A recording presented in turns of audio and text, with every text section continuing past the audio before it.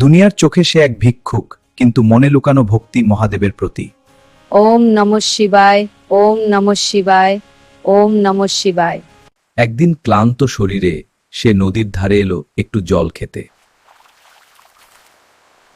হঠাৎ শুনতে পেল কে যেন কাঁদছে।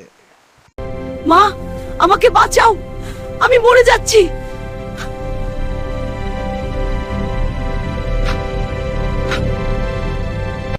নিজের কষ্ট ভুলে সে বাঁচিয়ে দিল এক অসহায় প্রাণকে। আর তখনই ঘটে এক অলৌকিক ঘটনা। হে মা, তুমি আমার জীবন বাঁচিয়েছো, বলো তুমি কি চাও? মার কিছুই দরকার নেই, মহাদেব আছেন, এটাই যাচ্ছে। এটা রাখো মা, এটা তোমার প্রাপ্য। এক স্পর্শেই বদলে গেল তার জীবন। ওম নমঃ শিবায়। কিন্তু তার ভোগ আর শ্রদ্ধা মহাদেবের প্রতি আরো বেড়ে গেল। যে ভক্ত সত্যিকারের মন থেকে ডাকে, ভগবান কখনো তাকে ফেলে রাখেন না।